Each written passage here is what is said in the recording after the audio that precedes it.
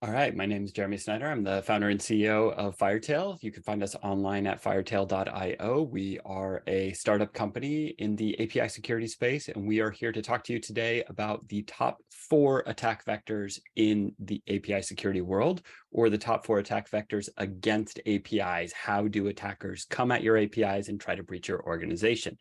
So the way we conducted this research was really by doing root cause analysis of the publicly disclosed API breach events. And so one caveat going in is that all we can really discuss is the things that we have discovered from publicly available documents and some research that we've done in our lab. So without further ado, let's get to it. We've made a tracker of all of the disclosed API breaches that we know of.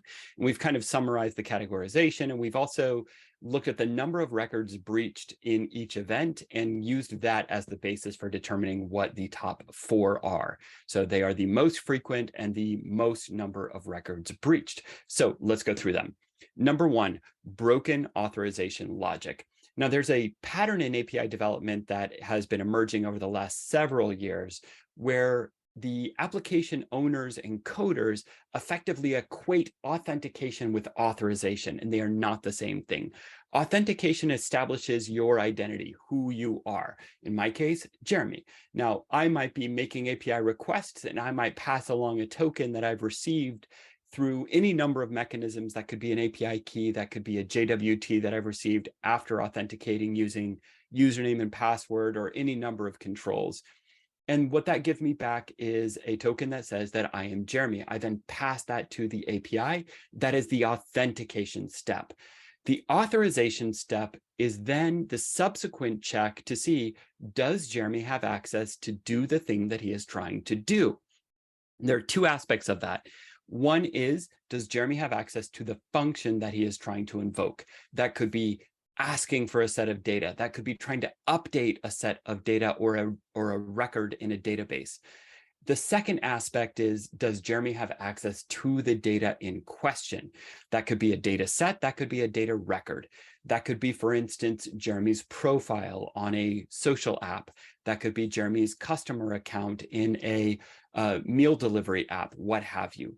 There is this kind of friction between authentication and authorization, and very often APIs nowadays are equating the two. That is a false equation. And in fact, the authorization check needs to happen at every API call.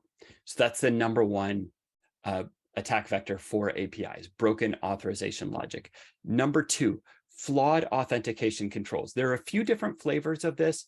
One is just, authentication checks that don't work. They don't correctly establish identity, or they kind of accept the identity credentials presented by the caller, and they don't do a lookup or a check to make sure that those are a valid set of credentials to authenticate with the service. There's also another aspect where APIs that were intended for internal uses and didn't actually require authentication because they assume you're already on the network. We know you're part of the organization.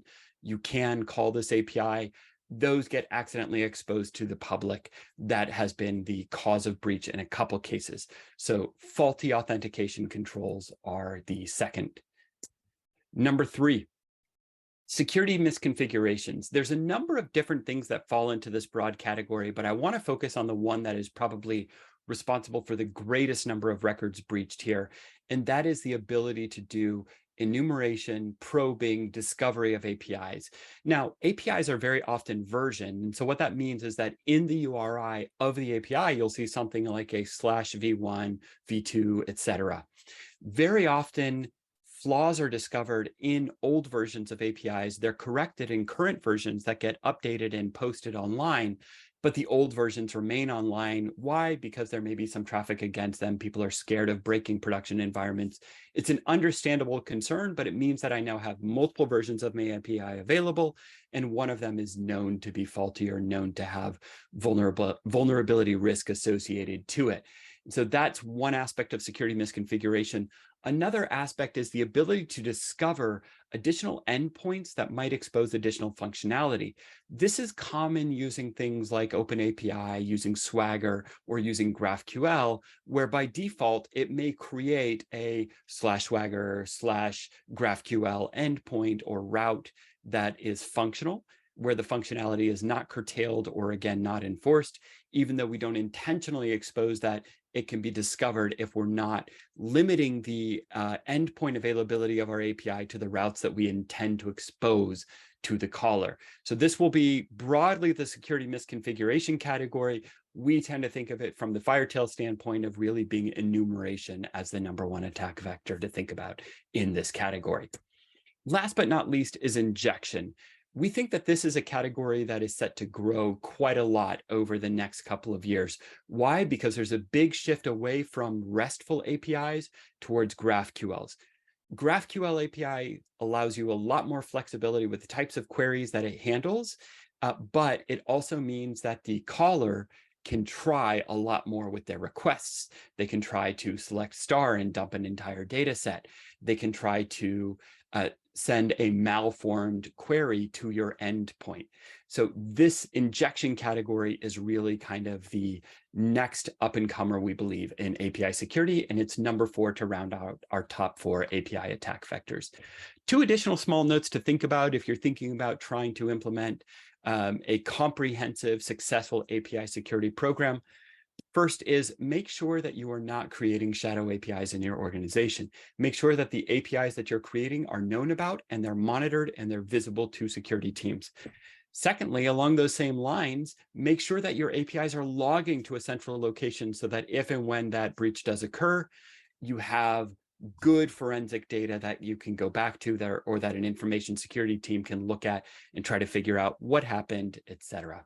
So just to sum up, we've got the top 4 API attack vectors being authorization, authentication, enumeration, and injection. Hopefully that's been helpful as a quick hit video for you today. Feel free to check us out online, firetail.io. If you have any questions, just reach out. Thank you very much.